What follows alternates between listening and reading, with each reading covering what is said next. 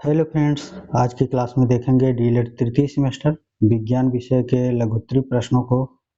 दोस्तों, हम बहुविकल्पी, अतिलघुत्तरी, लघुत्तरी एक ही प्लेलिस्ट में बनाए हुए हैं और उसी में वीडियोज सभी डाले जा रहे हैं।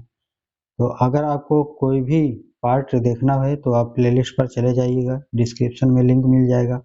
नहीं तो लास्ट में आप जाएंगे तो वहाँ पर जो है स्क्रीन पर आ जाएगा, तो वहाँ से भी प्लेलिस्ट पर जा सकते हैं और पूरा आप कंप्लीट देख सकते हैं। आइए हम स्टार्ट करते हैं विज्ञान विषय के लघुत्तरी प्रश्नों को और पहला प्रश्न लेते हैं। पहला प्रश्न है, जीवाणु कोशिका की संरचना का नामांकन चित्र बनाइए और कुछ इस प्रकार से बना लीजिएगा दोस्तों, और इसमें समझा देते हैं। सबसे ऊपरी भाग जो होता है दोस्तों, झिल्ली होती है। ठीक है, किसी भी चीज की ऊपरी जो कवर होती है उसको झिल्ली कहते हैं, और ये लगभग 2 परत 3 परत में होती है। इसमें एक परत ये है तो एक ये है। ठीक है, और नीचे जो यहाँ पर भरा गया है द्रव की तरह राइबोसोम होता है। ठीक है, और जो द्रव है एकदम लिक्विड की तरह उसको हम कोशिका द्रव कहते हैं। राइबोसोम जो है डाट डाट करके जो यहाँ पर बिंदी बिंदी करके दिख रहा है, इसी को राइबोसोम कहते हैं। स्केल, इसके दो जो झिल्लियाँ होती हैं उसके ऊपर पाया जाता है स्केल, और उसके अंदर जो है कोशिका भित्ति पाई जाती है। इसको चित्र को बनाइएगा, एक दो बार अच्छे से समझ जाएंगे। प्रश्न संख्या 2 है, ओजोन परत अपक्षय से क्या समझते हैं? इसके कारणों का संक्षिप्त टिप्पणी लिखिए। 2023 में आया हुआ प्रश्न है। उत्तर है, ओजोन का निर्माण आणविक ऑक्सीजन पर पराबैंगनी किरणों की क्रिया से होता है। आधुनिक जीवन शैली में उपयोग कुछ रसायन जैसे फ्लोरोकार्बन अर्थात Fc, क्लोरोफ्लोरोकार्बन अर्थात CFC ओजोन से अभिक्रिया कर आणविक O2 तथा परमाणुविक वो ऑक्सीजन विखंडित कर ओजोन स्तर का अपक्षय करते हैं। इसे ही ओजोन छिद्र कहते हैं। कहने का मतलब ये है दोस्तों, जैसे हम लोगों का जो पर्यावरण है जिसमें रह रहे हैं जिस पृथ्वी पर, उसके ऊपर जाएंगे तो जो है एक लेयर बना हुआ है जिसको पराबैंगनी किरण रोकती है, और वही पराबैंगनी किरण को जो है CFC जो कार्बन क्लोरोफ्लोरोकार्बन है, ये जो है वहाँ जा कर के उस छिद्रों को नुकसान पहुंचाती है, और वही जो है अगर क्षति हो जाती है दोस्तों तो वो जो है किरणें जो आती है उससे घातक बीमारियां भी होने लगती है। इसी को जो है ओजोन परत का क्षरण कर सकते हैं। ठीक है, तो वही जो है नुकसान होने लगता है ओजोन परत में। और ये जो फ्रिज एसी कूलर चलते हैं, इससे जो है CFC निकलते थे जो पुराने एसी फ्रिज आते थे। आगे देखेंगे, ओजोन परत पर हो रहे क्षरण के लिए क्लोरोफ्लोरोकार्बन गैस प्रमुख रूप से उत्तरदायी है।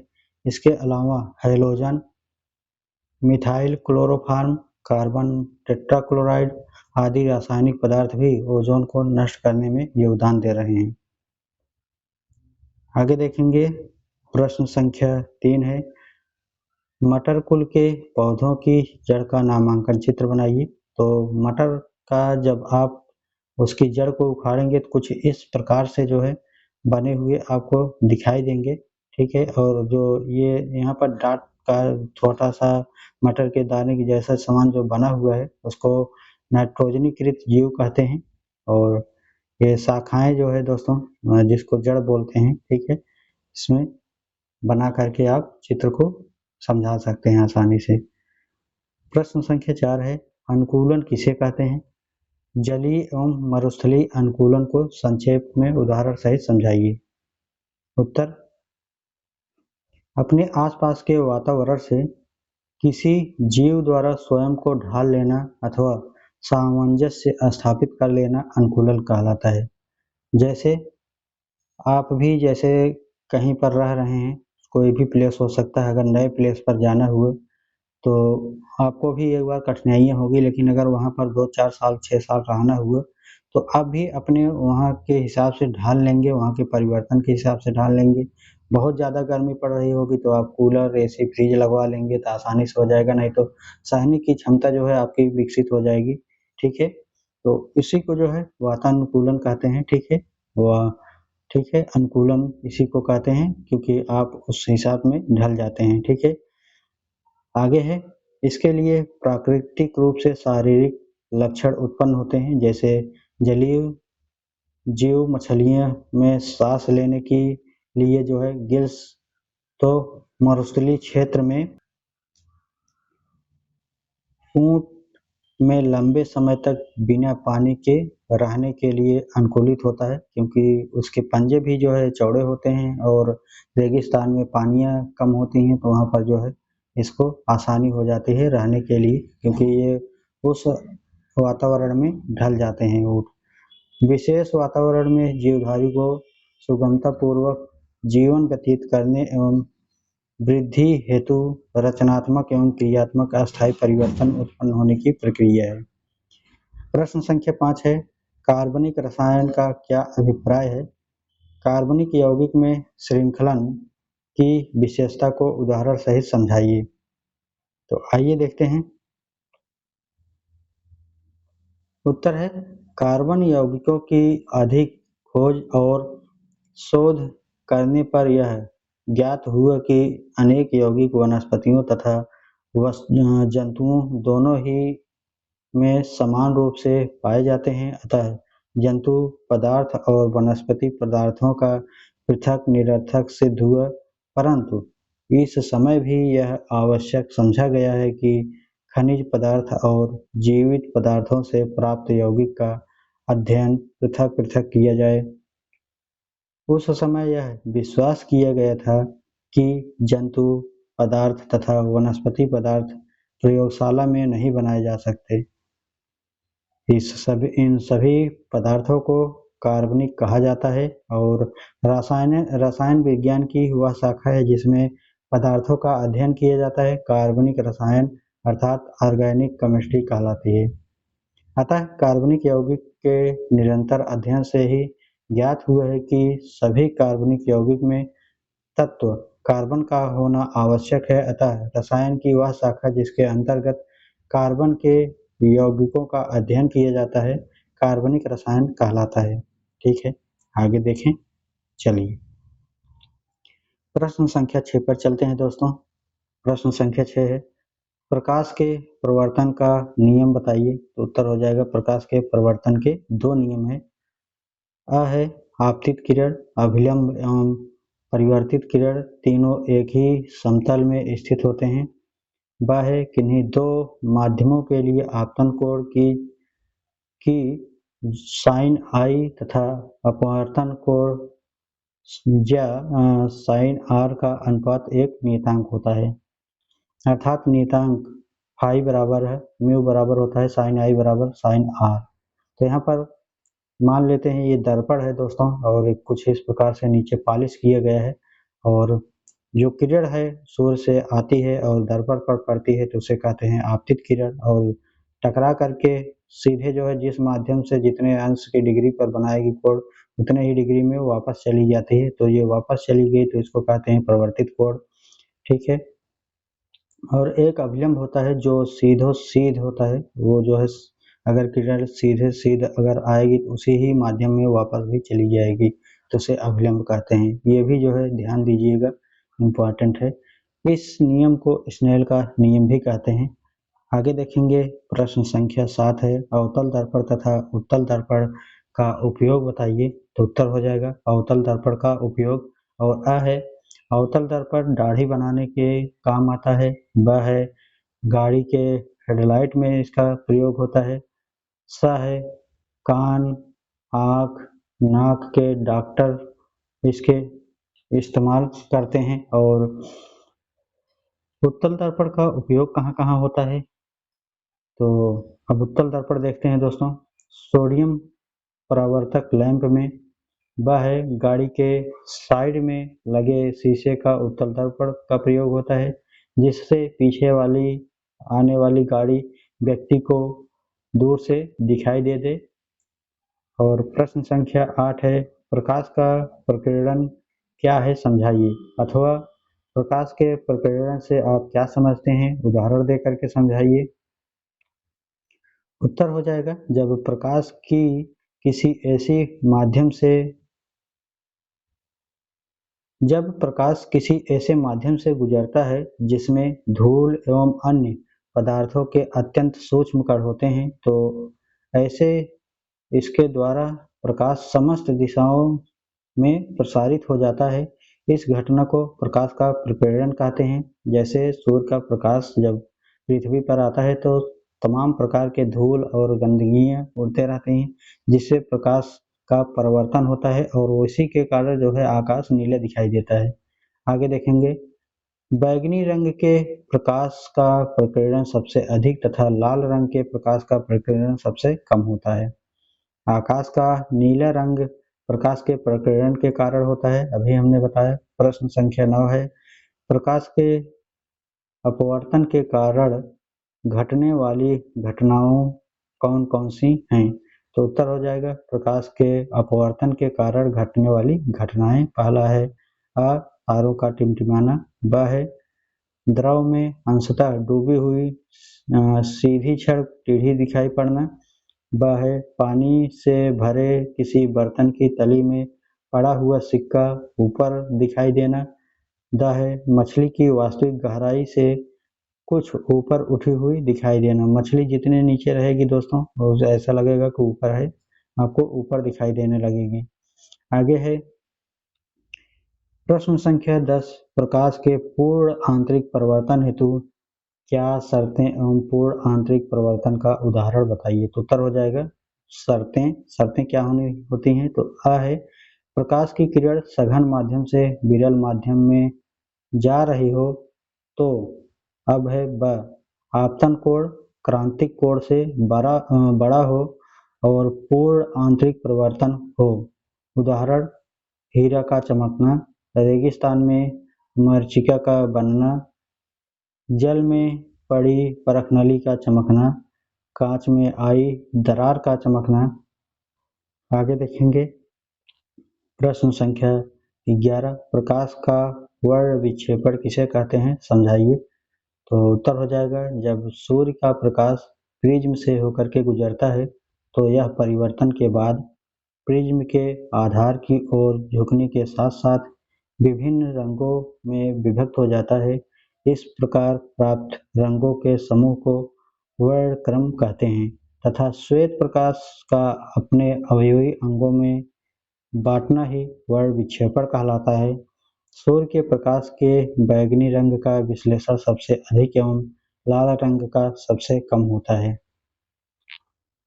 आगे है प्रश्न संख्या 12, ऊष्मा किसे कहते हैं? ऊष्मा का मात्रक बताइए। ऊष्मा एक प्रकार की ऊर्जा है। यह वह ऊर्जा है जो किसी एक वस्तु से दूसरी वस्तु में तापांतर के कारण स्थानांतरित होता है। किसी वस्तु में निहित ऊष्मा उस वस्तु के द्रव्यमान भार पर निर्भर करती है। आगे देखेंगे ऊष्मा का मात्रक जूल होता है और एक कैलोरी में 4.186 जूल ऊष्मा होती है। प्रश्न संख्या 13 है, एक कैलोरी से आप क्या समझते हैं? तो आइए देखते हैं दोस्तों। उत्तर है 1 ग्राम जल का ताप 1 सेल्सियस बढ़ने के लिए आवश्यक ऊष्मा की मात्रा को 1 कैलोरी कहते हैं। ठीक है, 1 ग्राम जल है उसकी 1 सेल्सियस तापमान जो बढ़ाया जाएगा तो उसकी जो ऊष्मा होगी वह 1 कैलोरी होगी। ठीक है, 1 कैलोरी अर्थात 4.186 जूल। प्रश्न संख्या 14 है, ताप किसे कहते हैं? ताप मापने हेतु किस उपकरण का प्रयोग करते हैं? ठीक है, तो आइए देखते हैं किसका उपयोग किया जाता है। उत्तर, ताप वह भौतिक कारण है जो एक वस्तु से दूसरी वस्तु में ऊष्मीय ऊर्जा के प्रवाह की दिशा निश्चित करता है, अर्थात जिस कारण से ऊर्जा का स्थानांतरण होता है उसे ताप कहा जाता है। ताप मापन तापमापी नामक द्वारा यंत्र से नापा जाता है। ठीक है, ताप किससे नापा जाता है? तो तापमापी नामक यंत्र से द्वारा नापा जाता है। प्रश्न संख्या 15 है, ताप मापने के पैमाने का क्या क्या है? उनका आपस में संबंध बताइए। तो उत्तर हो जाएगा पहला है सेल्सियस पैमाना, दूसरा है फ़ारेनहाइट पैमाना, तीसरा है रोमन पैमाना, चौथा है केल्विन पैमाना। तो यहाँ पर फार्मूला जो है लिखा गया है। ठीक है, सभी फार्मूला हैं। C -0/100 अर्थात इसको ऐसे भी कह सकते हैं, अगर सेल्सियस की जगह पर अगर फ़ारेनहाइट लिख रहे हैं तो वहाँ पर जो है 32 घटाना पड़ेगा और भाग देना पड़ेगा 180 से, और फ़ारेनहाइट में 0 से घटा करके जो है अगर इसको घटाएंगे तो 80 हो जाएगा। या तो इसको करिए, या तो केल्विन में अगर बदलना है तो यहाँ पर K-273 करके 100 करेंगे, तब भी जो है यह सेल्सियस के बराबर, इसके ही बराबर सभी हो जाएंगे। ठीक है, तो ये फार्मूला जो दिए गए दोस्तों, किसी भी फार्मूला में रखिए, सेम उत्तर आने वाला है। और आगे है प्रश्न संख्या 16, परम शून्य ताप किसे कहते हैं? उत्तर है किसी भी वस्तु का ताप 273 अर्थात -273 से कम नहीं हो सकता है। ठीक है, जो परम शून्य है उसका जो ताप है वह -273 से कम नहीं होना चाहिए, इससे परम शून्य ताप कहा जाता है। केल्विन मापने पर 0 के लिखते हैं, अर्थात 0 के अर्थात -273 सेल्सियस, या तो सेल्सियस में बदलिए, ठीक है, या तो इसको केल्विन में बदलिए। अब यहाँ पर -273 सेल्सियस है और यहाँ पर अगर 0 सेल्सियस होगा तो क्या होगा, तो 273 केल्विन हो जाएगा। ठीक है, या तो 273 केल्विन बराबर 0 के कर दीजिए। ठीक है, दोनों बराबर हैं।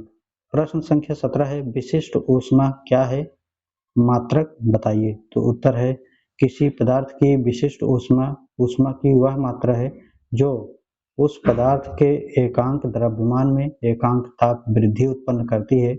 इसे प्रायः C से व्यक्त करते हैं, अर्थात मात्रक बराबर जूल किलोग्राम प्रति केल्विन होता है। ठीक है, केल्विन को यहाँ -1 लगा है, इसको नीचे है इसलिए जो है जूल बटा केल्विन हो जाएगा। ठीक है, या तो इसको ऊपर ले जाएंगे केल्विन माइनस हो जाता है। ठीक है, प्रश्न संख्या 18 है ऊष्मा का संचरण क्या है, इसकी कितनी विधियां हैं? उत्तर ऊष्मा का एक स्थान से दूसरे स्थान तक जाने को ऊष्मा का संचरण कहा जाता है। इसकी 3 विधियां हैं, पहला है चालन, दूसरा है संवहन, तीसरा है विकिरण। ठीक है, तो आइए चालन, संवहन और विकिरण क्या होता है इसको भी देखते हैं।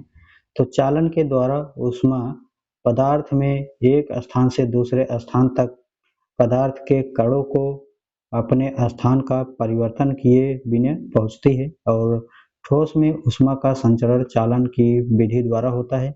दूसरा है संवहन, इस विधि में ऊष्मा का संचरण पदार्थ के कणों के स्थानांतरण के द्वारा होता है। इस प्रकार पदार्थ के कणों के स्थानांतरण से कई धाराएं बहती हैं जिन्हें संवहन धाराएं कहते हैं। गैसों तथा द्रवों में ऊष्मा का संचरण संवहन द्वारा ही होता है। वायुमंडल संवहन विधि द्वारा गर्म होता है। आगे देखेंगे, तीसरा है विकिरण। इस विधि में ऊष्मा का संचरण बिना किसी माध्यम से एक वस्तु से दूसरी वस्तु में होता है। प्रश्न संख्या 19 है प्रकाश क्या है, निर्वात में प्रकाश की चाल क्या होती है? उत्तर प्रकाश एक प्रकार की ऊर्जा है जो विद्युत चुम्बकीय तरंगों के रूप में संचालित होती है। प्रकाश की तरंग दैर्घ्य 3900 एंगस्ट्रॉम से 7800 एंगस्ट्रॉम के मध्य होती है। निर्वात में प्रकाश की चाल जो है होती है 3×10⁸ मीटर प्रति सेकंड। जो निर्वात मतलब वहाँ पर वायु नहीं होती है, सीधे जो है वहाँ पर किसी भी प्रकार का वायु नहीं उपस्थित होगी, तो उसे जो है निर्वात कहेंगे। प्रश्न संख्या 20 है दाब क्या है, इसका सूत्र तथा मात्रक बताइए। उत्तर हो जाएगा एकांक क्षेत्र पर लगने वाले अभिलंब बल को दाब कहा जाता है, और दाब होता है दाब बराबर बल अपान क्षेत्रफल, अर्थात P = F/A। F माने फोर्स हो जाता है, एरिया क्षेत्रफल हो जाता है, प्रेशर माने दाब हो जाता है। ठीक है, मात्रक जो है न्यूटन प्रति मीटर स्क्वायर हो जाता है। आरोपित बल के परिणाम में वृद्धि एवं क्षेत्रफल में कमी होने पर दाब में वृद्धि एवं बल के परिणाम में कमी एवं क्षेत्रफल बढ़ने से दाब में कमी होती है। आगे प्रश्न संख्या 21 है दैनिक जीवन में दाब का प्रभाव बताइए। तो उत्तर हो जाएगा दैनिक जीवन में दाब का प्रभाव। पहला है स्कूली बस्ते या सामान लाने के थैले में डोरी के स्थान पर चौड़े पट्टे का प्रयोग से उसे ले जाने में आसानी होती है, क्योंकि जो प्रेशर है दोस्तों वो अगर पतला है तो ज़्यादा लगेगा, और वो जो है जितना पतला होगा, जितना भार होगा, उस हिसाब से कटने का अंगुलियों में डर होता है। लेकिन जैसे ही उसको चौड़ा कर देंगे तो जो है एरिया ज़्यादा हो जाएगा, भार कम हो जाएगा, भार उतना ही रहेगा लेकिन जो भार कम महसूस हो जाएगा वहाँ पर, जो एक ही स्थान पर होगा। ठीक है। दूसरा है दफ्ती में नुकीली पिन से छेद करना सरल होता है। तीसरा है सेब को धारदार छुरी से काटने पर आसानी होती है, अगर यही मोटा रहे तो कटेगा नहीं कटेगा। चौथा है मजदूरों के सिर पर पगड़ी पहनकर बोझा ढोना सरल होता है, नहीं तो क्योंकि एरिया बढ़ जाता है और दबाव कम हो जाता है, नहीं तो अगर वही नुकीली जो सर होती है उस पर ही पूरा लोड जाएगा तो जो है ज़्यादा दर्द करेगा। ठीक है। प्रश्न संख्या 22 है वायुमंडलीय दाब क्या होती है, स्पष्ट करिए। उत्तर है पृथ्वी के चारों तरफ वायु से घिरी पृथ्वी के चारों ओर वायु का यह आवरण वायुमंडल कहलाता है। वायुमंडल लगभग 100 किलोमीटर की ऊंचाई तक फैला हुआ है। वायुमंडल के कारण पृथ्वी की सतह पर जो दाब लगता है वह दाब वायुमंडलीय दाब कहलाता है। आइए उदाहरण के माध्यम से समझते हैं वायुमंडलीय दाब आखिर है क्या। एक रबर चूसक लेकर इसे मेज की चिकनी सतह पर रखें, इसे नीचे की ओर दबाकर छोड़ दें। अब इसे ऊपर की ओर खींचने में कठिनाई होती है, क्योंकि अंदर की कुछ वायु बाहर निकल जाती है। वायुमंडल दाब के कारण इस पर बाहर से वायु दाब पड़ता है, जिसके फलस्वरूप उसे ऊपर खींचना कठिन हो जाता है। आइए प्रश्न संख्या 23 लेते हैं। वायु दाब का मापन कैसे किया जा सकता है? प्रामाणिक वायु दाब किसे कहते हैं?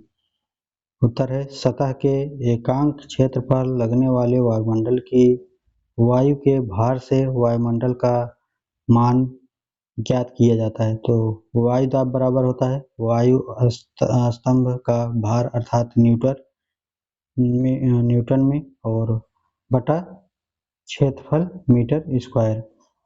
दाब का मान वायु दाब मापी द्वारा किया जाता है। जो दाब मापा जाता है किससे मापा जाता है? तो वायु दाब मापी से। आगे है समुद्र तल पर वायुमंडल का दाब के पारे के 76 सेंटीमीटर ऊंचे स्तंभ के दाब के बराबर होता है। इसका मान 1.013 गुणे 19 पावर 5 न्यूटन प्रति मीटर होता है। इसे प्रामाणिक वायुदाब कहते हैं। आगे देखेंगे प्रश्न संख्या 24।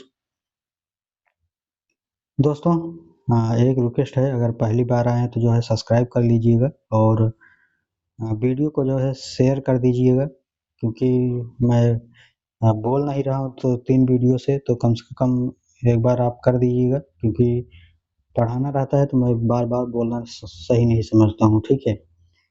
आगे बढ़ते हैं। प्रश्न संख्या 24 है सूक्ष्म जीव किसे कहते हैं, समझाइए। तो उत्तर हो जाएगा सूक्ष्म जीव वे जीव होते हैं जिनको हम सूक्ष्मदर्शी के द्वारा देख सकते हैं। सूक्ष्म जीवों को नग्न आंखों द्वारा नहीं देखा जा सकता है, जैसे विषाणु है, प्रोटोजोआंस है, साइनोबैक्टीरिया है, जीवाणु आदि, ये सभी जो है नग्न आंखों से नहीं देखा जा सकता है। प्रश्न संख्या 25 है परावर्तन किसे कहते हैं? प्रकाश के परावर्तन के नियम बताइए, अथवा प्रकाश के परावर्तन के नियम को संक्षेप में समझाइए। तो आइए समझते हैं संक्षेप में। प्रकाश के चिकने पृष्ठ से टकराकर वापस उसी माध्यम में लौटने की घटना को प्रकाश का परावर्तन कहते हैं। परावर्तन के 2 नियम होते हैं। पहला है आपतित किरण। आपतन बिंदु पर अभिलंब तथा परिवर्तित किरण एक ही तल में होते हैं। जैसे मान लेते हैं ये दर्पण है, ठीक है, और नीचे ये पॉलिश किया गया है दर्पण को, ऊपर से कोई किरण आ रही है, ठीक है। मान लीजिए 45 अंश के कोड पर आ रही है तो ये 45 अंश के कोड पर वापस चली जाएगी। ठीक है, तो जो किरण आ रही है उसे आपतित किरण, जो किरण जा रही है उसे परिवर्तित किरण कहते हैं, और अभिलंब जो है उसी के ठीक बीचों बीच होती है, दोनों को बराबर भागों में बांटती है। ठीक है, सीधे सीधे। तो इसी को जो है तीनों जो है एक बिंदु में मिलते हैं, यही बताया जा रहा है। और दूसरा है आपतन कोण, परावर्तन कोण बराबर होता है, हमने वही बताया 45 अंश पर आ रही है 45 पर जाएगी, मतलब जितने भी अंश पर आएगी उतने ही अंश पर वापस मुड़ करके चली जाती है। प्रश्न संख्या 26 है, प्रकाश का अपवर्तन क्या है, समझाइए। तो उत्तर हो जाएगा, जब प्रकाश की किरणें एक माध्यम से दूसरे माध्यम में प्रवेश करती हैं तो दोनों माध्यमों को पृथक करने वाले तल पर अभिलंब आपतित आपतित होने पर बिना मुड़े सीधे निकल जाती है, परंतु तिरछी आपतित होने पर वे अपनी मूल दिशा से विचलित हो जाती है। इस घटना को प्रकाश का अपवर्तन कहते हैं। ठीक है, वही बताया जा रहा है। अगर पानी में देखेंगे दोस्तों, नीचे अगर जो द्रव होता है, कोई गिलास कोई बाल्टी रखेंगे तो वहाँ पर जो तिरछा अगर सूर्य पड़ रहा है तो देखते होंगे कुछ ऐसे जो है वापस चला जाता है, लेकिन अगर वही सीधे टॉर्च बार करके भी देख सकते हैं तो रात को, वहाँ पर अगर सीधे आ रहा है सीधे प्रकाश में, तो वो जो है पानी के माध्यम से नीचे भी दिखाई देने लगता है और कहीं तिरछा नहीं जाता है ये। ठीक है, प्रकाश सीधे नीचे चला जाता है, वही बताया जा रहा है प्रकाश का पूर्व प्रवर्तन। ठीक है, प्रकाश का प्रवर्तन हो जाता है। आगे है प्रश्न संख्या 27, जीवाणु की संरचना बनाइए। तो आइए जीवाणु की संरचना भी देख लेते हैं। ठीक है, तो जीवाणु है ये, जीवाणु में दोस्तों बना लीजिएगा प्लाज्मिड और क्रोमोसोम, राइबोसोम, साइटोसोम, साइटोप्लाज्मा और पिली और cell membrane, cell wall, capsules, endospore और फ्लैगियम, इन सभी को जो है आप चित्र के माध्यम से जो है बना करके जो है दर्शा सकते हैं। थोड़ा सा देख लीजिएगा, बहुत ज़्यादा दिक्कत नहीं होने वाली है बनाने में। ठीक है, तो आसानी से हो जाएगा। आगे है प्रश्न संख्या 28, विषाणु को जीवाणुओं तथा निर्जीवों के मध्य की कड़ी क्यों कहते हैं। ठीक है, तो विषाणु को, यहाँ पर सजीव है, विषाणु को सजीवों तथा निर्जीवों के मध्य की कड़ी क्यों कहा जाता है। तो आइए देखते हैं।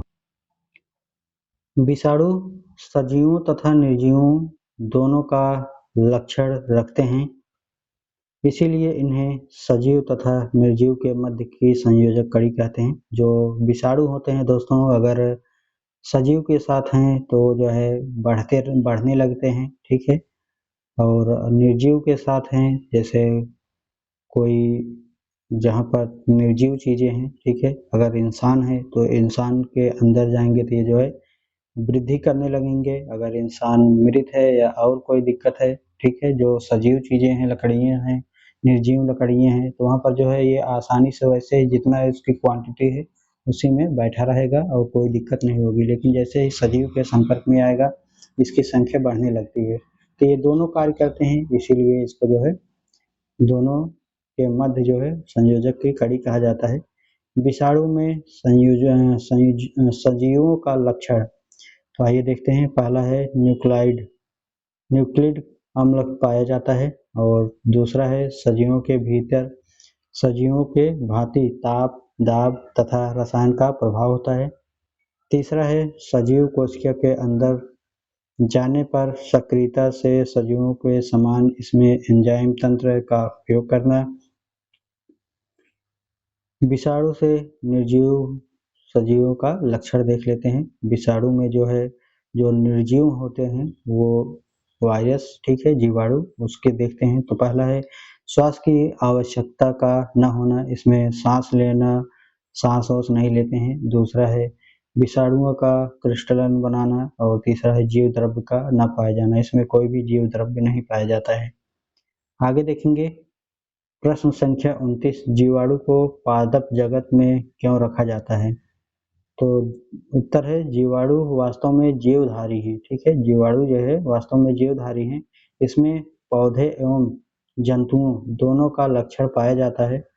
जीवाणुओं में कोशिका भित्ति के पाए जाने के कारण इसे पादप जगत में रखा जाता है।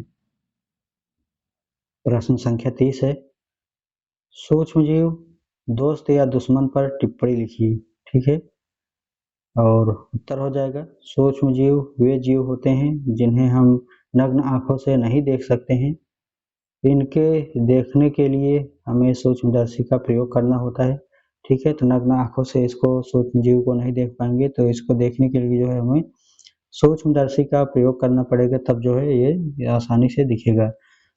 सूक्ष्मजीव हमारे लिए लाभकारी है और हानिकारी भी है। यदि ये लाभदायक हैं तो हमारे दोस्त होते हैं और हानिकारक हैं तो हमारे दुश्मन हो जाते हैं।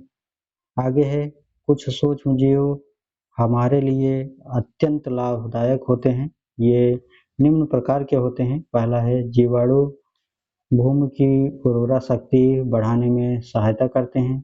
दूसरा है, जीवाणु दूध को दही बनाने में बदलता है। तीसरा है, दूसरी तरफ कुछ जीवाणु तथा विषाणु हमारे लिए अत्यंत हानिकारक हैं, क्योंकि विभिन्न बीमारियों का उत्पन्न करना, जैसे टाइफाइड, पोलियो, खसरा, टीबी आदि।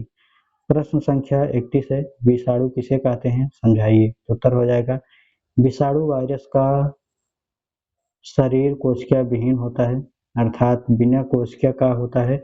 विषाणु का शरीर प्रोटीन तथा न्यूक्लिक अम्ल से निर्मित होता है। प्रोटीन प्लस न्यूक्लिक अम्ल विषाणु हमारे लिए हानिकारक होते हैं, क्योंकि ये विभिन्न प्रकार के रोग पैदा करते हैं, जैसे एड्स हो गए, पोलियो हो गए, चेचक हो गए, अलर्क रोग, कैंसर जैसे रोग विषाणुओं से होते हैं। ठीक है, आगे देखेंगे दोस्तों, प्रश्न संख्या 32 पर चलते हैं। यहाँ पर विषाणुओं का चित्र बनाना होता है, तो कुछ इस प्रकार से जो है चित्र बना सकते हैं। ठीक है, और ऊपर का जो भाग होता है वो प्रोटीन का खोल होता है, और न्यूक्लिक अम्ल जो है ये न्यूक्लिक अम्ल ये होता है, तो इसको जो है आसानी से समझ सकते हैं। तंबाकू का विषाणु है। ठीक है, तंबाकू के विषाणु का चित्र बनाया गया है यहाँ पर। आगे देखते हैं, प्रश्न संख्या 33, जीवाणु भोजी किसे कहते हैं, बताइए। तो उत्तर है, जीवाणु भोजी एक प्रकार का वायरस होते हैं, और जीवाणु भोजी के वायरस हैं जो जीवाणुओं का भक्षण करते हैं। जीवाणु भोजी के संबंध में सबसे महत्वपूर्ण बात यह है कि जीवाणु भोजी गंगा जल में रहते हैं और जीवाणुओं को गंगा जल में पनपने नहीं देते हैं। जीवाणु भोजी की उपस्थिति के कारण ही गंगा जल पवित्र होता है, क्योंकि वो जो पानी है दोस्तों, वो जो जीवाणु भोजी है, जो भी गंदगी होती है, ठीक है, जो भी कीटाणु होते हैं उनको नष्ट कर देते हैं, तो इसलिए जो है उसमें कोई भी कीड़े नहीं पड़ते हैं। आगे, हम अपने नल का पानी 2 दिन से 4 दिन रख दें तो पानी जीवाणु पनपने लगते हैं पानी में, और पानी से जो है दुर्गंध आने लगती है। लेकिन गंगा जल को सालों साल रखने पर भी जो है उसमें दुर्गंध नहीं आती है और पानी सड़ता भी नहीं है, क्योंकि इसमें जीवाणु भोजी पाया जाता है और ये जो है सफाया कर देते हैं। प्रश्न संख्या 34 है, जीवाणु क्या है, स्पष्ट करिए। उत्तर है, जीवाणु बैक्टीरिया का एक कोशिकीय होते हैं। कुछ लोग कहते हैं कि जीवाणु पौधे हैं, और कुछ लोग मानते हैं कि जीवाणु जंतु हैं, परंतु वास्तविकता यह है कि जीवाणु जीवधारी है, क्योंकि ये पौधे तथा जंतुओं दोनों का लक्षण रखते हैं। जीवाणुओं में पौधे का लक्षण यह है कि इसमें कोशिका भित्ति पाई जाती है, जो केवल पौधे में ही पाई जाती है, तथा जीवाणुओं में जंतुओं की भांति गमन होता है। आगे है प्रश्न संख्या 35, वायु प्रदूषण से क्या आशय है, इसके कारण तथा दुष्प्रभाव का वर्णन कीजिए। तो आइए देखते हैं दोस्तों, उत्तर क्या होता है। वायु प्रदूषण, ठीक है, वायु विभिन्न गैसों का मिश्रण है। इसमें सभी गैसों का निश्चित अनुपात होता है। इन गैसों में विभिन्न कारणों से यह असंतुलन होता है उसे वायु प्रदूषण कहते हैं। दूसरे शब्दों में यह कहा जा सकता है कि वायु का प्रदूषण होना वायु प्रदूषण कहलाता है। वायु के भौतिक, रासायनिक तथा जैविक गुणों में होने वाला वांछनीय परिवर्तन होता है जो प्रतिकूल प्रभाव डालता है, वायु प्रदूषण कहलाता है। अब वायु प्रदूषण के कारण क्या हैं? तो वायु प्रदूषण के प्रमुख कारण हैं, आइए देख लेते हैं क्या है। पहला है जीवाश्म ईंधन, अर्थात खरपतवार आदि को जलाने से उत्पन्न जो धुआं होता है उससे जो है प्रदूषण फैलता है। दूसरा है स्वचालित वाहनों जैसे मोटर हो गए, स्कूटर हो गए आदि के प्रयोग से निकलने वाले धुएं नाइट्रोजन के ऑक्साइड, लेड, कार्बन डाइऑक्साइड आदि तत्व पाए जाते हैं जो वायु से मिल करके वायु प्रदूषण उत्पन्न कर देते हैं। इसमें तीसरा पॉइंट दिया गया है चिमनियों में, शुगर मिलों आदि से निकलने वाले धुएं में सल्फर डाइऑक्साइड होता है जो वायु प्रदूषण का प्रमुख कारण बनता है। चौथा पॉइंट है इसमें घरेलू कूड़ा करकट आदि को सड़ने पर, ठीक है, सड़कों पर फेंकने से भी जो है प्रदूषण होता है क्योंकि वहाँ पर सड़ेगा गलेगा और जो भी गाड़ियाँ आती हैं कुचलते हुए जाएंगे, तो इसको खाद न बना करके दोस्तों या फेंक देना ये भी जो है वेस्टेज का ही कार्य हो जाता है, ठीक है, और इससे भी जो है प्रदूषण होता है। पांचवा पॉइंट है एसी, रेफ्रिजरेटर आदि को चलाने से क्लोरोफ्लोरोकार्बन उत्सर्जित होते हैं जो वायु को प्रदूषित करते हैं और वायु को प्रदूषण करने के साथ साथ दोस्तों अभी हमने पढ़ा था जो है ओजोन परत को भी जो है नुकसान पहुंचाते हैं। आगे देखेंगे छठवां पॉइंट है कल कारखानों, घरों, खेतों में कार्बन आदि अन्य पदार्थों को ठोस कण वायु में मिल जाते हैं जो धूल बनती है। ये धूल कण वायु प्रदूषण उत्पन्न करते हैं। और आगे है वायु प्रदूषण का दुष्प्रभाव क्या क्या होता है, तो वायु प्रदूषण के प्रमुख दुष्प्रभाव नीचे दिए गए हैं। पहला है जीवाश्म ईंधन को जलाने से कार्बन डाइऑक्साइड तथा कार्बन मोनोऑक्साइड निकलते हैं। और दूसरा पॉइंट है कार्बन डाइऑक्साइड की मात्रा निरंतर बढ़ने से ग्लोबल वार्मिंग तथा ग्रीन हाउस प्रभाव आदि समस्याएं उत्पन्न होती हैं। आगे देखेंगे तीसरा पॉइंट इसमें दिया गया है कार्बन मोनोऑक्साइड को दम घुटने वाली गैस कहते हैं। इससे व्यक्ति की मृत्यु भी हो जाती है। यह भी दूषित वायु से वातावरण में फैलता है। ग्रीन हाउस प्रभाव तथा ग्लोबल वार्मिंग, ग्रीन हाउस प्रभाव तथा ग्लोबल वार्मिंग का प्रमुख कारण वायु प्रदूषण है। ग्रीन हाउस प्रभाव के कारण ग्लोबल वार्मिंग होता है। ग्रीन हाउस प्रभाव का प्रमुख कारण ग्रीन हाउस गैस है। ये गैसें निम्नलिखित हैं। पहला है कार्बन डाइऑक्साइड, दूसरा है मीथेन, तीसरा है नाइट्रस ऑक्साइड, चौथा है क्लोरोफ्लोरोकार्बन, ठीक है। प्रश्न संख्या 36 है वायु प्रदूषण पर संक्षेप में टिप्पणी लिखिए और इसको इस प्रकार से भी कह सकते हैं वातावरण प्रदूषण क्या है, प्रकार बताइए। तो आइए देखते हैं उत्तर। वातावरणीय प्रदूषण क्या है, तो सरल शब्दों में यह कहा जा सकता है कि वातावरण का दूषित अर्थात गंदा होना ही प्रदूषण है। वातावरण के सभी घटक संतुलित मात्रा में पाए जाते हैं।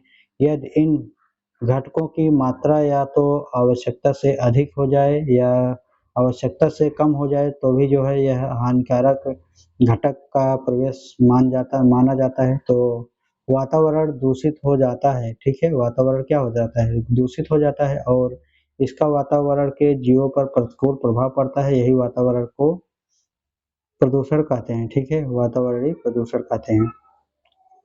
अब देखते हैं प्रदूषक, वे पदार्थ जो प्रदूषक उत्पन्न करते हैं अर्थात प्रदूषण उत्पन्न करते हैं उन्हें प्रदूषक कहते हैं, जैसे घरेलू कचरे, गंदा जल, मल मूत्र आदि। प्रदूषक के प्रकार बताइए, तो ओडम नामक वैज्ञानिक ने प्रदूषक को प्राकृतिक विघटन के आधार पर दो भागों में विभाजित किया है, ठीक है। तो ओडम ने कितने भागों में विभाजित किए, दो भागों में। पहला क्या है जीवधारियों द्वारा अक्षयकारी प्रदूषक और दूसरा है जीवधारियों द्वारा अक्षयकारी प्रदूषक, ठीक है। इसमें अंतर क्या है दोस्तों, जीवधारियों द्वारा अक्षयकारी प्रदूषण और दूसरा है जीवधारियों द्वारा क्षयकारी प्रदूषण, अक्षयकारी प्रदूषण और क्षयकारी प्रदूषण, ठीक है। और इसमें पहला पॉइंट है जीवधारियों द्वारा अक्षयकारी प्रदूषक। आइए देख लेते हैं परिवर्तन है इसमें क्या क्या अंतर है। तो ये वे प्रदूषक हैं जिनका सूक्ष्म जीवों द्वारा विघटन नहीं होता है अथवा अल्प होता है। अक्षयकारी प्रदूषक कहलाते हैं, जैसे एल्युमिनियम हो गए, आर्सेनिक हो गए, लौह, प्लास्टिक, डीडीटी आदि। दूसरा है जीवधारियों द्वारा क्षयकारी प्रदूषण। ये प्रदूषक हैं जिनका पूर्ण विघटन सूक्ष्मजीवों द्वारा होता है, क्षयकारी प्रदूषक कहलाते हैं, जैसे कागज, कूड़ा करकट, कपड़ा, लकड़ी आदि। आगे देखेंगे जैव प्रदूषक। कुछ पौधे के परागकण, कवकों के जीवाणु आदि जैव प्रदूषक कहलाते हैं, ठीक है। आगे देखेंगे प्रकार देख लेते हैं दोस्तों, प्रदूषण के कितने प्रकार होते हैं। तो निम्न प्रकार देखते हैं। पहला है वायु प्रदूषण, एयर पोल्यूशन, जल प्रदूषण, वाटर पोल्यूशन, भू प्रदूषण, सॉइल पोल्यूशन। चौथा है रेडियोधर्मी प्रदूषण, रेडियो एक्टिव पोल्यूशन। पांचवा है ध्वनि प्रदूषण, साउंड पोल्यूशन। वायुमंडल में इन गैसों की एक परत होती है जो पृथ्वी के ऊष्मा को बाहर जाने से रोकती है और पुनः पृथ्वी पर भेज देती है। इसे ग्रीन हाउस का प्रभाव कहा जाता है। पहला पॉइंट है ग्रीन हाउस प्रभाव के कारण पृथ्वी का तापमान निरंतर बढ़ जाता है। इसे ही ग्लोबल वार्मिंग कहते हैं। ग्लोबल वार्मिंग वैश्विक तापमान से अधिक गर्मी, सूखा, जल की कमी तथा उत्तरी एवं दक्षिणी ध्रुवों के पिघलने से होती है, जिससे कई शहर जो है डूब सकते हैं, ठीक है। क्योंकि जो ग्लोबल वार्मिंग है दोस्तों, उसके कारण जब टेम्परेचर बढ़ेगा तो जो है हिमालय है वो पिघलेंगे, और जितने बर्फ है, ग्लेशियर है, जब वो पिघलेंगे तो उससे जो है कई शहर डूब सकते हैं। दूसरा पॉइंट है इसमें वायुमंडलीय प्रदूषण का विशेषकर धूल कणों के कारण स्वास्थ्य पर, विशेषकर फेफड़े पर जो है प्रभाव डालती है। तीसरा है स्वचालित वाहनों के प्रयोग से निकलने वाला शीशा अर्थात लेड तंत्रिका तंत्र के कई रोगों को उत्पन्न करते हैं। चौथा है वायु प्रदूषण के मनुष्य के फेफड़ों में सूजन उत्पन्न हो जाती है। जब फेफड़े को उत्तेजित करने वाला पदार्थ प्रदूषक के रूप में फेफड़े तक पहुंचता है, तब वहां स्लेम का स्राव अधिक होने लगता है, जिसके कारण श्वास नलियां बंद हो जाती हैं और मनुष्य निरंतर खांसता रहता है। और पांचवा पॉइंट है औद्योगिक संस्थानों की चिमनियों से निष्कासित सल्फर डाइऑक्साइड गैसों का प्रदूषकों में प्रमुख स्थान है। सल्फर डाइऑक्साइड रंध्रों द्वारा पौधों की पत्तियों में प्रवेश कर तुरंत जल में घुलकर मुख्यतः सल्फर और बाइसल्फाइड आयनों में बदल जाती है। सल्फर तथा बाइसल्फाइड आयन पत्ती की कोशिकाओं हेतु विष का कार्य करते हैं। आगे देखेंगे, आगे है ओजोन तथा पैन अर्थात पर ऑक्सी एसिटिल नाइट्रेट। दोनों ही पौधों के अत्यंत हानिकारक हैं पौधों के लिए। और पैन अर्थात प्रकाश संश्लेषण के प्रकाश कर्म के चलने में बाधा पहुंचता है, और ओजोन प्राणियों में श्वसन तंत्र तथा तंत्रिका तंत्र को प्रभावित करती है। इसके प्रभाव से श्वसन रोध एवं सिर दर्द तथा आंखों में जलन होने लगती है। विभिन्न औद्योगिक संस्थानों की चिमनियों, स्वचालित वाहनों एवं ईंधनों के चलने में sulphur dioxide, sulphur try oxide, nitrogen oxide आदि गैसें निकलती हैं। जल के साथ क्रिया करके सल्फर ट्राई ऑक्साइड सल्फ्यूरिक अम्ल में नाइट्रोजन ऑक्साइड अम्ल व ऑक्सीजन के साथ क्रिया करके नाइट्रिक अम्ल में परिवर्तन हो जाती है, और वर्षा के जल से मिलकर अम्ल वर्षा के रूप में पृथ्वी पर आते हैं। ताजमहल की चमक दिन प्रतिदिन जो है पीला पड़ रहा है, और ये धूमिल अम्ल वर्षा का ही प्रभाव है। अम्ल वर्षा फसलों, जलीय जंतुओं, पौधों व भवनों के लिए हानिकारक होती है। ठीक है, जितने भी अम्ल वर्षा होती है जो है जीव जंतु और जो भवन है इन सभी को जो है क्षति पहुंचती है। और आगे देखेंगे वायु प्रदूषण का नियंत्रण। वायु प्रदूषण को निम्न प्रकार से रोका जा सकता है। पहला है वृक्षारोपण के द्वारा वृक्ष लगा करके वायु प्रदूषण को रोका जा सकता है, क्योंकि वृक्ष प्रकाश संश्लेषण की क्रिया द्वारा वातावरण में ऑक्सीजन गैस छोड़ते हैं जो वायु को शुद्ध करते हैं। दूसरा पॉइंट है स्वचालित वाहनों का प्रयोग कम से कम किया जाए।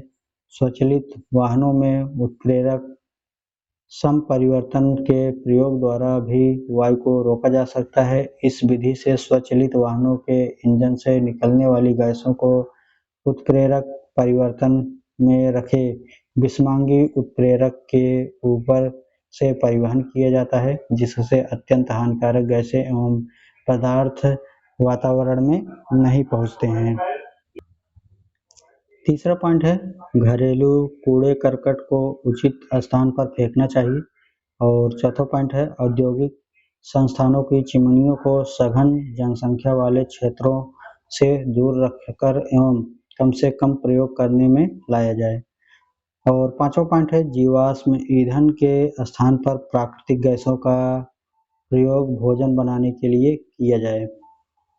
आगे देखेंगे, महत्वपूर्ण बिंदु देख लेते हैं। ये सब दोस्तों ज़्यादा समझाने की ज़रूरत नहीं थी, लेकिन अभी जो है मुझे समझाना पड़ रहा है क्योंकि पढ़ा रहे हैं। ठीक है, बाकी आपको इतना तो पता है, आसानी से केवल 50 ही 60 शब्द लिखने हैं तो आसानी से तो आप बना ही ले जाएंगे, लेकिन अब मुझे पढ़ाना पड़ रहा है, पूरा है तो पढ़ाना ही है। आइए देखते हैं। अम्ल वर्षा में सल्फ्यूरिक अम्ल H2SO4 तथा नाइट्रिक अम्ल HNO3 होते हैं। दूसरा पॉइंट है अम्ल वर्षा के कारण आगरा का ताजमहल दिन प्रतिदिन पीला हो रहा है। अगला पॉइंट है वायु की संरचना नाइट्रोजन 78%, ऑक्सीजन 21%, आर्गन 1% से कम, carbon dioxide 0.02%, neon, helium, methane, krypton तथा कुछ गैसें केवल सूक्ष्म मात्रा में पाए जाते हैं और ये जो है वायु में पाए जाते हैं। ठीक है, ग्रीन हाउस गैसें जान लेते हैं। ग्रीन हाउस गैस में जैसे कार्बन डाइऑक्साइड हो गए, नाइट्रस ऑक्साइड हो गए, मीथेन हो गए, क्लोरोफ्लोरोकार्बन हो गए और हेलोकार्बन्स हो गए। ये सभी जो है क्षति पहुंचाते हैं ग्रीन हाउस को। ठीक है, अगला पॉइंट है ओजोन परत स्ट्रेटोस्फीयर क्षेत्र में है। इसे हिंदी में समताप मंडल कहते हैं। ओजोन परत को जीवन रक्षक परत कहा जाता है। आगे है ओजोन परत के क्षरण का कारण क्लोरोफ्लोरोकार्बन है। फ्रेयान सबसे घातक एवं नुकसानदायक क्लोरोफ्लोरोकार्बन है, जिसका प्रयोग रेफ्रिजरेटर, एयर कंडीशनर, गद्देदार सीट या सोफे में काम आने वाली फोम एवं एरोसॉल स्प्रे होता है। चिपको आंदोलन के जनक सुंदरलाल बहुगुणा थे, जो पेड़ों को दोस्तों चिपक कर जो है उसको जो काटा जाता था उसको रोकने का प्रयास करते थे। इन्होंने मुहिम चलाए तो बहुत से लोग भी जुड़े भी थे। लाइकेन वायु प्रदूषण का सूचक माना जाता है। और अगला है मिनीमाटा रोग, अर्थात पारे के कारण HG के कारण होती है। मिनीमाटा या मीनामाटा कह सकते हैं। अगला पॉइंट है भोपाल गैस त्रासदी। 3 दिसंबर 1984 की मध्यरात्रि में भोपाल स्थित यूनियन कार्बाइड इंडियन लिमिटेड कारखाने के एक संयंत्र से रिसाव के कारण विषैले गैस मिथाइल आइसोसाइनेट के कारण जो है ये जो गैस है ये लीक हो गई थी। इस कारण जो है विषैले गैस लीक होने के कारण जब मजदूर वहाँ के सांस लिए तो जो है पूरे जो है सभी की डेथ हो गई। आगे है राष्ट्रीय वातावरणीय इंजीनियरिंग अनुसंधान संस्थान नागपुर में है। अगला है BOD का पूरा नाम बायोलॉजिकल ऑक्सीजन डिमांड, जैसे जैव रासायनिक ऑक्सीजन की मांग है। आगे है BOD जल प्रदूषण का मापन करता है। आगे है दोस्तों खरपतवारनाशी, जिसको 2,4-D एवं 2,4,5-T कहते हैं। पर ऑक्सी मूलक H2O O2, O, OH आदि हैं। पर ऑक्सी मूलक प्लस ऑक्सीजन मिलकर के ओजोन बनते हैं। पर ऑक्सी मूलक प्लस नाइट्रोजन ऑक्साइड अर्थात पर ऑक्सी एसिटिल नाइट्रेट बनते हैं। धुएं और कोहरे को जो है मिला दिया जाए तो उसको जो है धुंध कहते हैं अर्थात स्मोक कहते हैं।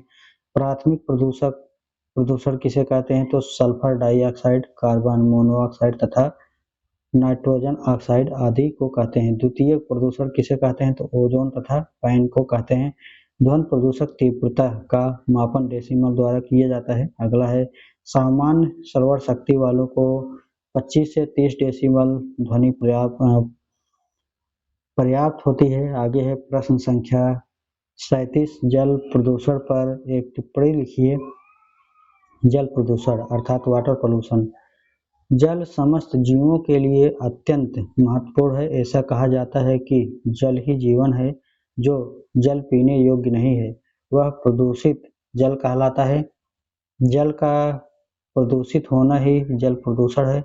जल के भौतिक, रासायनिक एवं जैविक गुणों में होने वाली वांछनीय परिवर्तन जो जीवों पर प्रतिकूल प्रभाव डालता है जल प्रदूषण कहलाता है। ठीक है, जो जल है जिस लेवल का होना चाहिए, जैसे आप वाटर को जो पिया जाता है अगर वो पीने लायक नहीं है तो जो है प्रदूषित है। ठीक है, कोई मिट्टी मिला हुआ है या और कोई समस्या है तो जो है जल प्रदूषण हो जाता है। जल प्रदूषण के कारण क्या होते हैं इसको भी जानते हैं। तो जल प्रदूषण के प्रमुख कारण हो सकते हैं। पहला है घरेलू अपशिष्ट पदार्थों को जलाशयों में डालने से जल प्रदूषित हो जाता है अर्थात दूषित हो जाता है। दूसरा है मनुष्य विभिन्न प्रकार के घरेलू कूड़ा करकट, धूल आदि को जलाशयों में डाल देते हैं। जैसे कुआं हो गया तो कुओं से पहले पानी पी जाती थी, अब उसमें अगर कूड़ा करकट डाल दिया जाए तो वो जो है दूषित हो जाएगा, उसको पीने से तमाम प्रकार की बीमारियां हो जाएंगी। आगे है तीसरा पॉइंट, औद्योगिक संस्थानों, कला कारखानों से निकलने वाले कचरे को सीधे गंगा यमुना जैसी पवित्र नदियों में डाल दिया जाता है जिससे नदियों का जल दूषित हो जाता है। शवों का विसर्जन नदियों में करने से भी जो है जल प्रदूषित हो जाता है, क्योंकि जल में आप डाल देंगे तो वो जो है सड़ेगा, गलेगा और जहाँ तक उसकी पानी है अगर दूर तक है तो जो है वो थोड़ा बहुत कम, लेकिन अगर नज़दीक तक है तो जो है वो तमाम प्रकार की बीमारियां और गंदगी जो है हो सकती है। ठीक है, होती है। पशुओं को तालाबों, पोखरों आदि में नहलाने से जल दूषित हो जाता है। और आगे है नगर पालिका में भूमिगत नालियों के द्वारा बस्तियों से निकलने मल मूत्र प्रायः नदी के बड़े तालाबों अथवा झीलों में डाल दिया जाता है। इससे भी जो है जो बहते हुए मल होते हैं उससे भी जो है जल दूषित होता है। आगे है 7वां पॉइंट, किसान अपनी फसलों को कीड़े मकोड़े, जीवाणुओं, कांकों आदि से बचाने के लिए जो है कीटनाशक पदार्थों का उपयोग करते हैं जिसे जल प्रदूषण कहते हैं। और साथ ही खरपतवार को नष्ट करने हेतु खरपतवारनाशी अर्थात 2,4-D आदि का प्रयोग करते हैं। इससे भी जो है जल का नुकसान होता है और जल प्रदूषण इससे भी फैलता है। आगे है 7वां पॉइंट, समुद्र में तेल द्वारा भी प्रदूषण होता है। इसके अनेक कारण हैं, जैसे जहाज़ों से तेल रिसाव, जनरेटर से निकला तेल। आगे है जल प्रदूषण का प्रभाव। जल प्रदूषण का निम्न प्रभाव होता है। पहला है जल प्रदूषण से मानवों में पीलिया, टाइफाइड, पेचिस आदि खरपतवार बीमारियां होती हैं। दूसरा पॉइंट है जापान में मिनामाटा की खाड़ी के निकट रहने वाले मछुआरे पारे की अधिकता वाले जल में रहकर रहने वाली मछलियों को खाने से मर जाते हैं। आगे देखेंगे तीसरा पॉइंट है पानी में नाइट्रेट की अधिकता होने पर जो है ब्लू बेबी सिंड्रोम रोग हो जाता है। तो ब्लू बेबी सिंड्रोम आखिर है क्या है, तो ये जो है दोस्तों पानी में नाइट्रेट अगर बढ़ जाता है तो जो छोटे बच्चे होते हैं उनकी जो है शरीर जो है हरा हो जाता है। ठीक है, तो उसी को जो है यहाँ पर ब्लू बेबी सिंड्रोम कहा जाता है।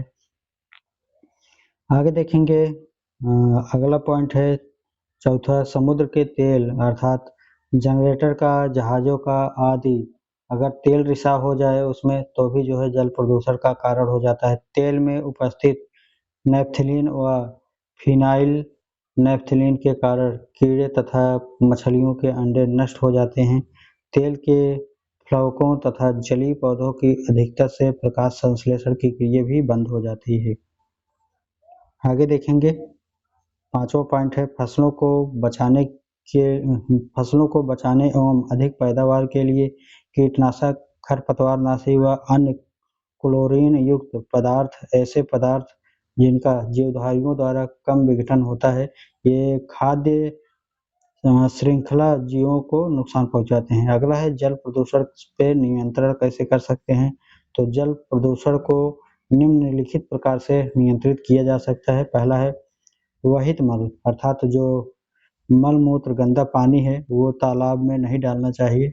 दूसरा है कूड़े करकट को जलाशयों में नहीं बहाना चाहिए। तीसरा है घरेलू अपवाहजनक को जलाशयों में नहीं डालना चाहिए। चौथा पॉइंट है कीटाणुनाशक पदार्थों, खरपतवारनाशी पदार्थों का कम से कम उपयोग करना चाहिए। पांचवा पॉइंट है शवों का विसर्जन नदियों में नहीं करना चाहिए। अगला पॉइंट है पशुओं को तालाबों को पोखरों में जो है पशुओं को नहीं नहलाना चाहिए। इससे भी जो है पर्यावरण दूषित होता है और ये जो है जल प्रदूषित होता है। ठीक है, आगे देखेंगे दोस्तों प्रश्न संख्या 38 है पौधों में अनुकूलन का विस्तृत वर्णन कीजिए। उत्तर हो जाएगा विभिन्न प्रकार के वातावरण में पौधे अपने को जीवित रखते हुए विभिन्न प्रकार की गतिविधियों करते हैं और इसे पौधे का अनुकूलन कहा जाता है। अनुकूलन के आधार पर पौधों के निम्न प्रकार होते हैं। पहला है जड़ोद्भिद पौधे। जड़ोद्भिद पौधे की प्रमुख विशेषताएं इस प्रकार हैं। आ है ये पौधे जल में रहते हैं। ब है पत्तियां प्रायः कटी फटी होती हैं। स है तना कमजोर तथा स्पंजी होता है। द है जड़ें अल्प विकसित होती हैं। यह है पौधे की पत्तियों पर स्लैश पाए जाते हैं जिसमें ये जल के प्रभाव से बचे रहते हैं, जैसे हाइड्रिला, यूट्रिकुलेरिया, कमल, सिंघाड़ा, जलकुंभी आदि। मरुद्भिद पौधे। पहला है ये पौधे शुष्क वातावरण में पाए जाते हैं। दूसरा है इनकी जड़ें विकसित होती हैं। तीसरा है इनका तना मोटा गूदेदार होता है। चौथा है पत्तियां नुकीली तथा कांटों में रूपांतरित होती है, जैसे कैक्टस, नागफनी, रस्कस, बबूल आदि जो है इसमें होते हैं। आगे है तीसरा पॉइंट लवणभेद पौधे अर्थात जो जिसमें लवणता ज़्यादा पाई जाती है। पानी की मात्रा जैसे समुद्र में जो है लवणता ज़्यादा पाई जाती है तो उसके आसपास जो पौधे होते हैं उसके बारे में देख सकते हैं। तो यहाँ पर है ये पौधे खनिज लवणों की अधिकता वाले स्थानों पर पाए जाते हैं। दूसरा है इनका तना मोटा तथा सरस होता है और पत्तियां मोटी चमकीली होती हैं। और अगला है इसमें श्वसन जड़ें पाई जाती हैं, जैसे राइजोफोरा और एबीसिनिया। प्रश्न संख्या 39 है निम्न पर टिप्पणी करिए। ठीक है, टिप्पणी लिखना है तो मैंग्रोव वनस्पति और जरायुजता पर टिप्पणी करना है। तो सबसे पहले देखेंगे मैंग्रोव वनस्पतियां। तो मैंग्रोव वनस्पतियां लड़ोद्भिद लक्षणों को प्रदर्शित करती हैं। ये खनिज लवणों के अधिकता वाले स्थानों पर उगते हैं। ये दलदल तथा समुद्र के किनारे अधिक उगते हैं। इन वनस्पतियों के तने मोटे एवं सरस होते हैं। इनमें गैसों के आदान प्रदान के लिए श्वसन मूल पाए जाते हैं, जैसे राइजोफोरा। आगे है जरायुजता। जरायुजता लवणोद्भिद पौधों की विशेषता है। इसमें पृथ्वीस्थ अंकुरण होता है। इनके बीज पैतृक पौधे की अंकुरित हो जाते हैं। ठीक है, पौधे पर ही अंकुरित हो जाते हैं और बीजों का पैतृक पौधा पर ही जो है ये अंकुरित होना जरायुज कहलाता है। ठीक है, आगे है प्रश्न संख्या 40 निम्न पर टिप्पणी लिखिए। और टिप्पणी जो है दिए गया है दोस्तों, पहला है परजीवी पर परजीवी पौधे, दूसरा है सहजीविता और तीसरा है कीटभक्षी पौधे। तीनों पर जो है लिखना है। तो आइए देखते हैं। पहला है परजीवी पौधे। वे पौधे जो जीवित पौधे से भोजन प्राप्त करते हैं और उनमें रोग उत्पन्न करते हैं परजीवी पौधे कहलाते हैं। जैसे अमरबेल हो गया, रेफ्लिशिया हो गया, चंदन आदि। सहजीविता क्या होती है? तो जब दो जीवधारी एक साथ जीवन व्यतीत करते हैं और दोनों को लाभ होता है तो इस संबंध को सहजीविता कहते हैं। और ऐसे जीव को सहजीवी कहा जाता है जैसे शैवाल तथा कवक अर्थात फंगी। आगे है तीसरा पॉइंट, कीटभक्षी पौधे। कीटभक्षी पौधे वे पौधे होते हैं जो ऐसे स्थानों पर उगते हैं तथा नाइट्रोजन की कमी होती है और नाइट्रोजन की कमी को पूर्ण करने हेतु यह कीटों का भक्षण करते हैं, जिसको हम ड्रोसेरा, नेप्थेन्स, यूट्रिकुलेरिया आदि कहते हैं। तो ये जो कीटभक्षी पौधे होते हैं ये जो है पत्तियों को अपने खोले रहते हैं। जैसे ही वहाँ पर कीड़े बैठते हैं और धीरे धीरे जो है उसको बंद कर लेते हैं, उसी में कीड़े मर जाते हैं और उसी से जो है ये जो है अपना जो है भोजन को प्राप्त करते हैं। ठीक है, आगे देखेंगे दोस्तों, अगले प्रश्न पर चलेंगे, लेकिन अब नेक्स्ट पार्ट में देखेंगे क्योंकि वीडियो लंबा हो रहा है। तो वीडियो को लाइक, शेयर और सब्सक्राइब कर दीजिएगा। पहली बार आए तो ज़रूर सब्सक्राइब करके रखिएगा। मिलते हैं नेक्स्ट वीडियो में, तब तक के लिए बहुत बहुत धन्यवाद जुड़ने के लिए।